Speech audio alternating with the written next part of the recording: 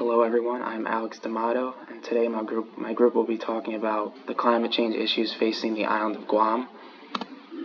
So, Guam is an island in the western Pacific Ocean, and it's the largest island within the Mariana Island arc. It is about 30 miles long and 12 miles wide, and it is technically an unincorporated territory of the United States. It has a population of 172,837.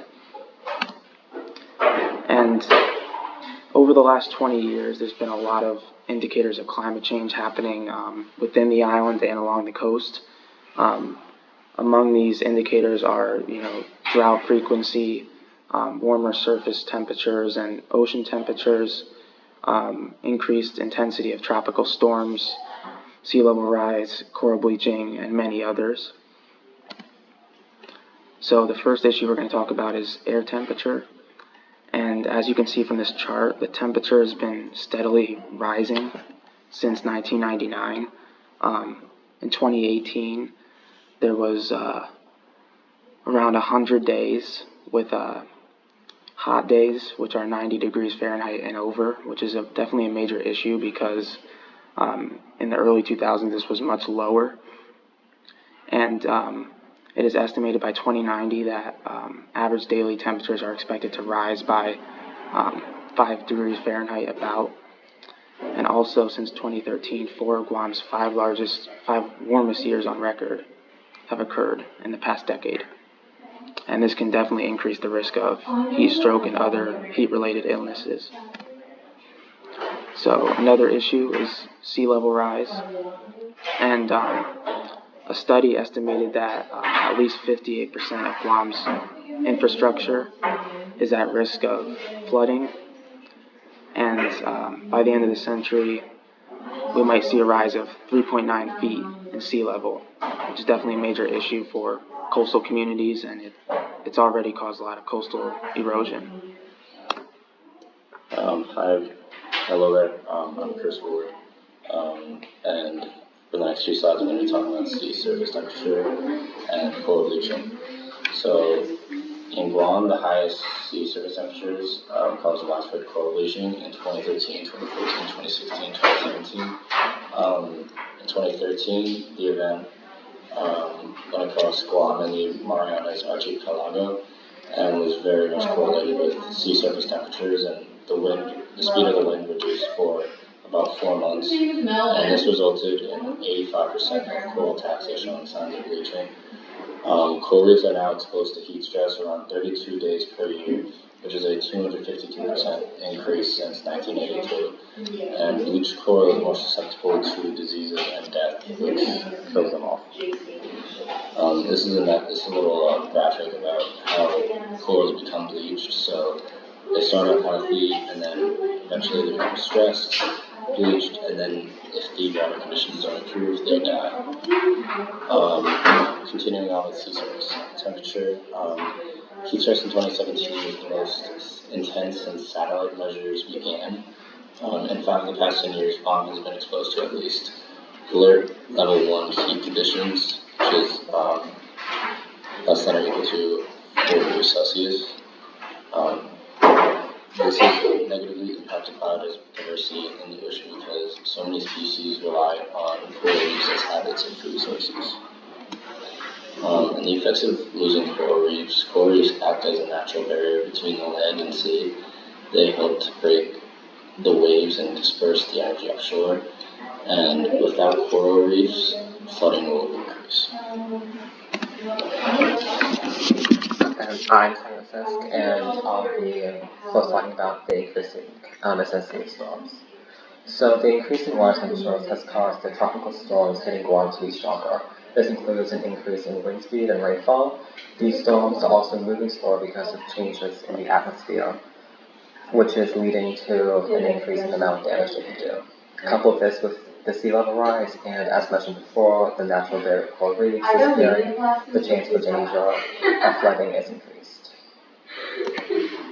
The warmer temperatures are also increasing the chance of droughts, which is leading to a higher risk of wildfires.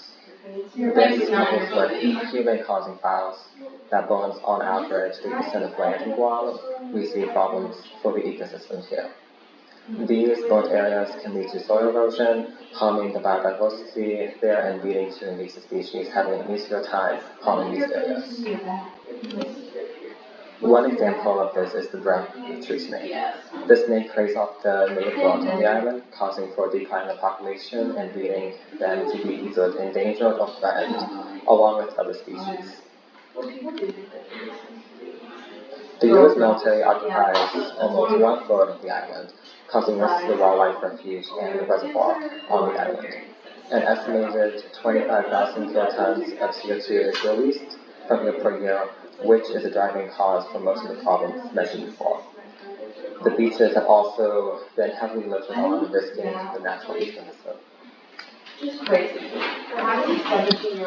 Okay, so as far as climate change mitigation goes, in 2020, the U.S. Environmental Protection Agency granted around $3 million to aid conservation efforts in Guam.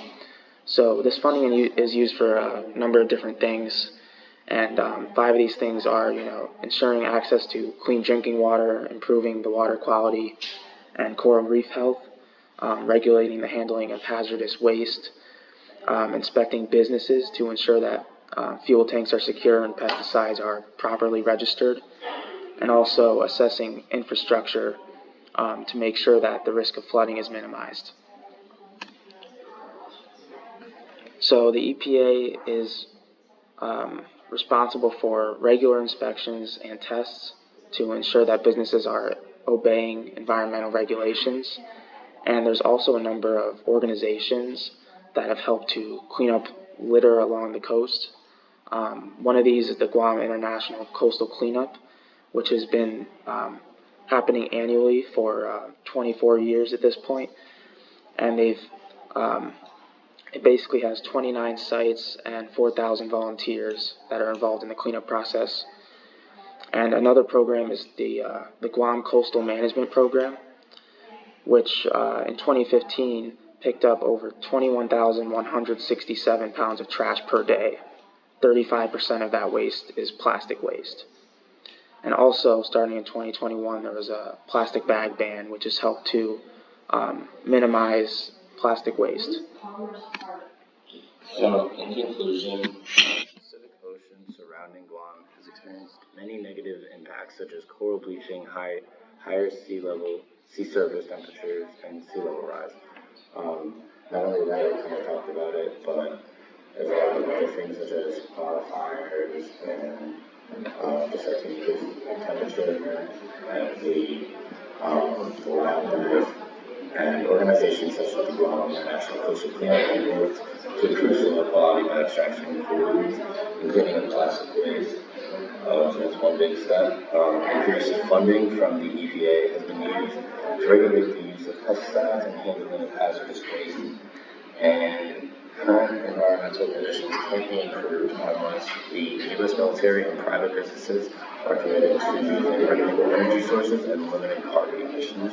So hopefully all these current issues in Guam will end increasing. And this is just our works cited list. Got 3 of those. And yeah, that's all we have for you guys.